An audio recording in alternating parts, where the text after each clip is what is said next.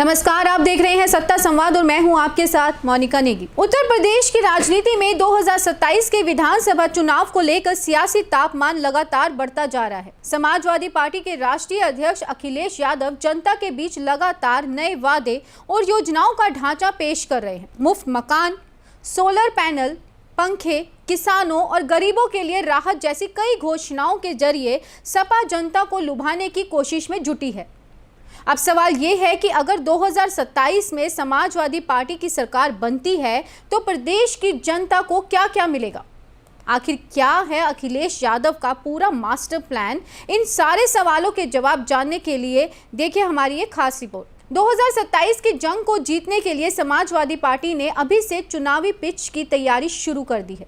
अखिलेश यादव लगातार जनता के बीच जाकर सरकार बनने पर नई नई योजनाओं और सुविधाओं का वादा कर रहे हैं।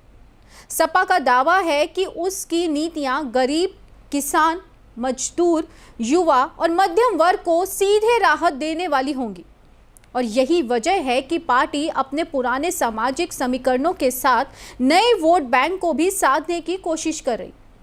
अब बात कर लेते हैं समाजवादी पार्टी के राष्ट्रीय अध्यक्ष अखिलेश यादव के उन 5 बड़े वादों की जिन्हें लेकर वह लगातार जनता के बीच जा रहे हैं।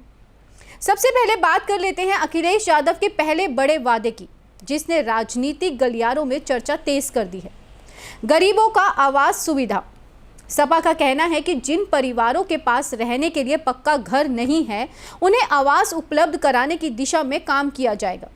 पार्टी का दावा है कि गरीब परिवारों को सम्मानजनक जीवन देने के लिए आवास सबसे बड़ी प्राथमिकता होगी। अब बात कर लेते हैं दूसरे बड़े वादे की, घरों पर सोलर पैनल लगाने की योजना। बढ़ते बिजली बिल और ऊर्जा संकट के बीच सपा सौर ऊर्जा को बड़ा चुनावी मुद्दा बना रही है।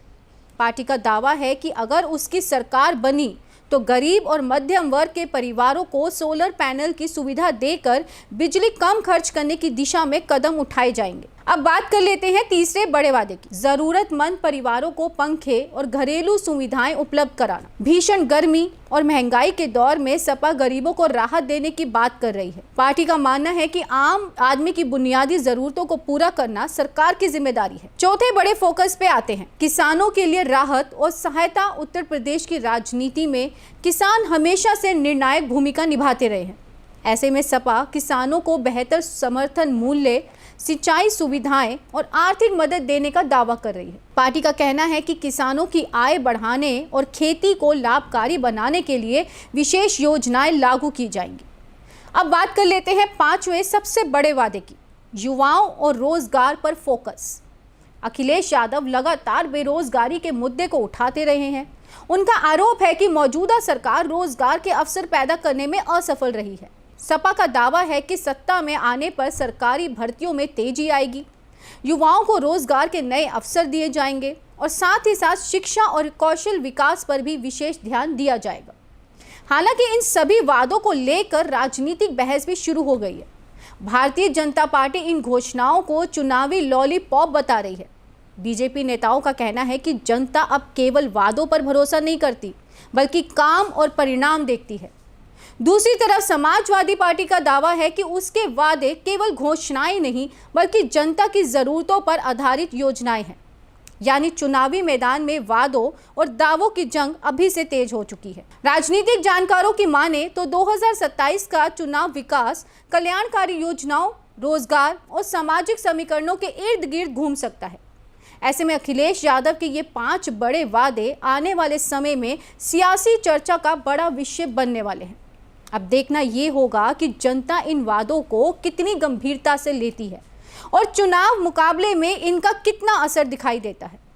फिलहाल उत्तर प्रदेश की राजनीति में 2027 की सियासी मंच सज चुकी है।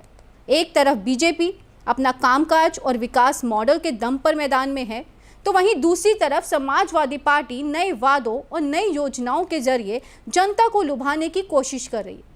फ्री घर, सोलर पैनल, पंखे और किसानों को राहत के साथ साथ युवाओं को रोजगार, ये सभी वादे सपा को सत्ता तक पहुंचाते हैं या फिर नहीं, ये तय करेगी जनता। लेकिन सबसे बड़ा जवाब 2027 के चुनावी नतीजे ही दे पाएंगे। आज के लिए बस इतना ही। देश दुनिया की हर बड़ी खबर, हर बड़े खुलासे और हर अहम अपडेट सबसे पहले पाने के लिए India daily digital live channel को सब्सक्राइब करना ना भूलें और देखते रहिए सत्ता संवाद। नमस्कार।